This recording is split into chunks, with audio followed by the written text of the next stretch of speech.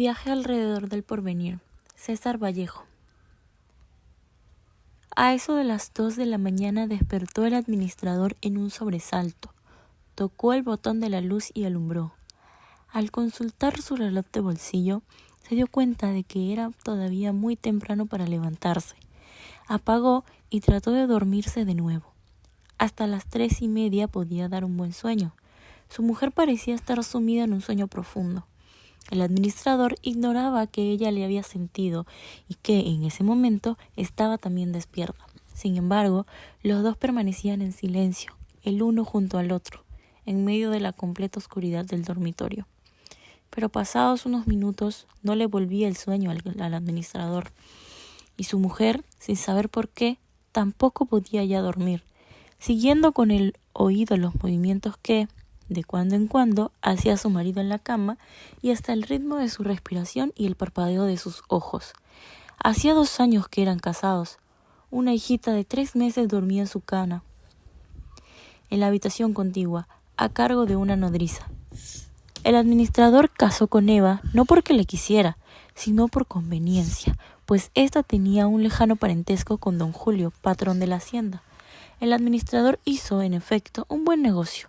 Apenas se casaron, el patrón lo había ascendido de simple mayordomo de campo con 60 soles de sueldo y una simple ración de carne y arroz a administrador general de la hacienda con 150 soles mensuales y 3 raciones diarias. Del otro lado, aun cuando el parentesco en cuestión no contaba mucho a los ojos del patrón, hombre duro, vanidoso y avaro, con el matrimonio cambió en parte el tratamiento que le daba a su ex mayordomo de campo. Tenía para él una sonrisa por lo menos a la semana.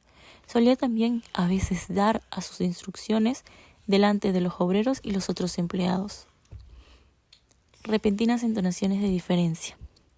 Una vez al mes les estaba acordando al administrador y a su mujer ir de visita a la casa hacienda y comer en la mesa de los parientes pobres del patrón. Por último, el 28 de julio de cada año, día de la fiesta nacional, recibía el cajero orden de dar al administrador un sueldo gratis, mas la dávida mayor no había sido todavía recibida, aunque ya estaba prometida. El día en que nació la hija del administrador, la mujer del patrón le dijo a su marido a la hora de cenar: ¿sabes una cosa? El patrón, cuyo despotismo y frialdad no exceptuaba ni a su mujer, movió negativamente la cabeza. Eva ha dado a luz esta mañana y la criatura es mujercita. Sonsa, argumentó el patrón en tono de burla. ¿No sabe hacer un hijo? ¿Por qué no hace a un muchacho hombre? El patrón hablaba pronunciando las palabras como chino que ignoras el español. ¿Por qué tan singular costumbre? ¿Lo hacía acaso porque en realidad no pudiese articular bien en el español? No, lo hacía por hábito de soberbia y de dominio.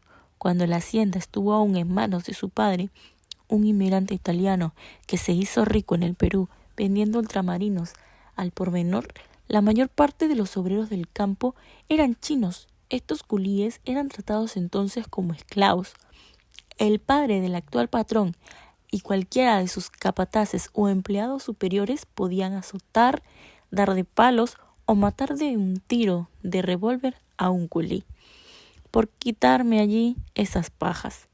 Así pues, el actual patrón creció servido por chinos y obedeciendo a un raro fenómeno de persistente relación entre el lenguaje usado por aquel entonces en el trato con los culíes y la condición de esclavos en que don Julio se había acostumbrado a ver a los obreros, y de modo general a cuantos le eran económicamente inferiores. Se hizo hábito oír al patrón hablar en un español chinesco a todos los habitantes de su hacienda.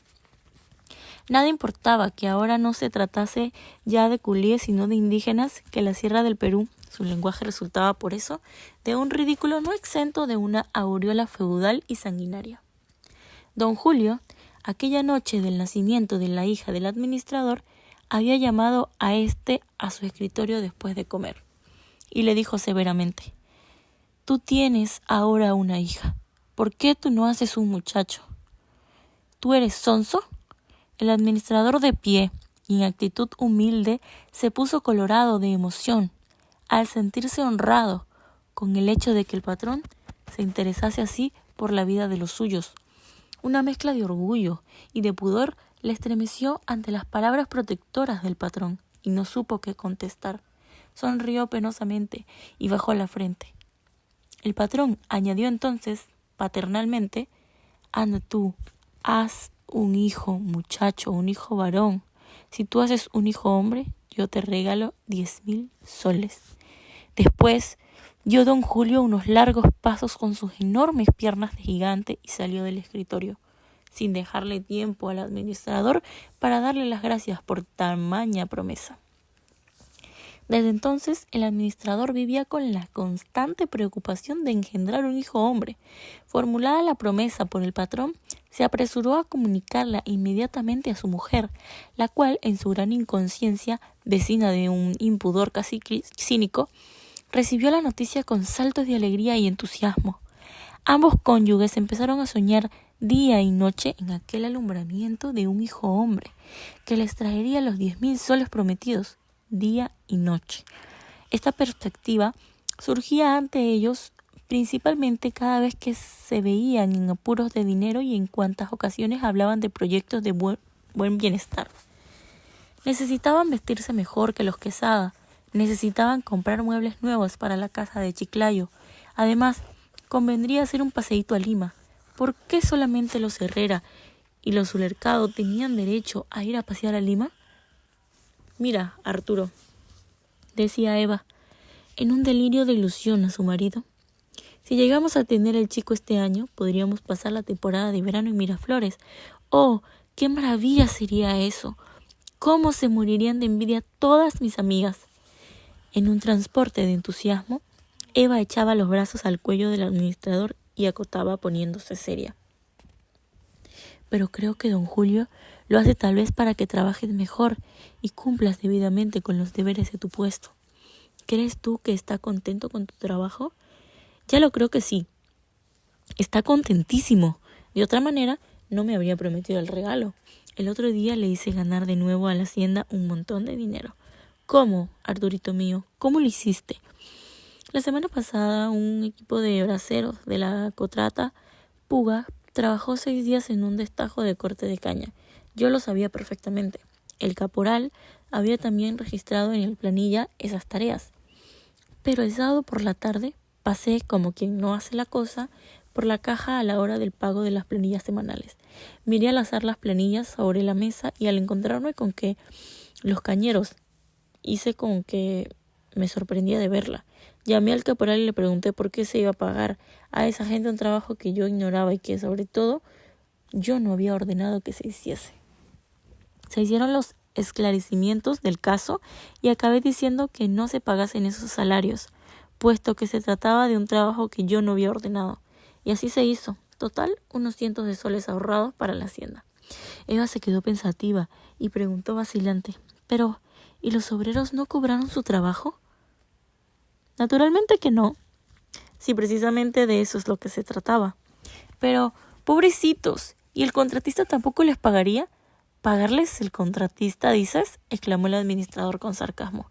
«Bueno, será Puga para desembolsar un dinero que él no ha recibido».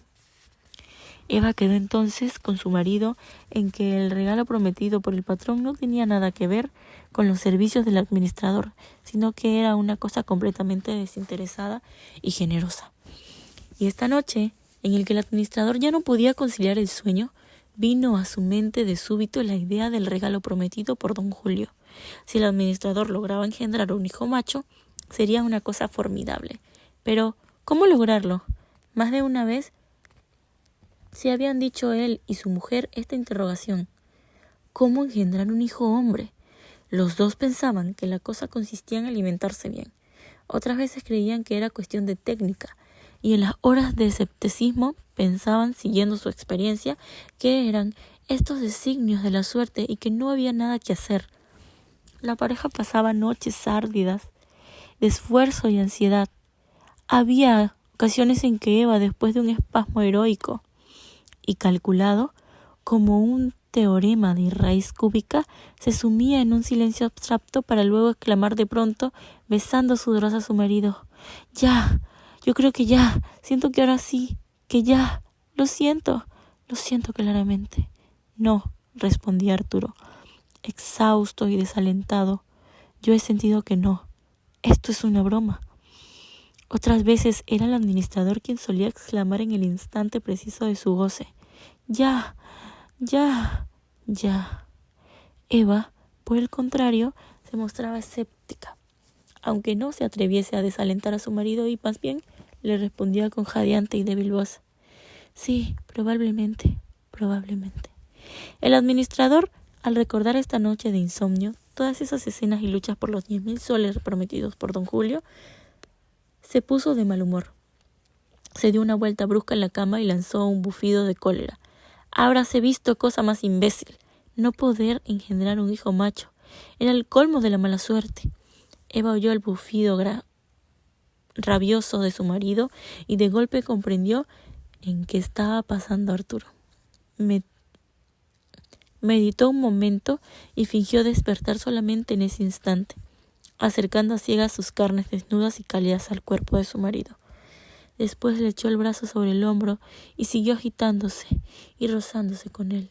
Por su parte, Arturo se dio a reflexionar en la necesidad de ser tenaz en su propósito y de no abandonar por ningún motivo la empresa de los 10.000 soles.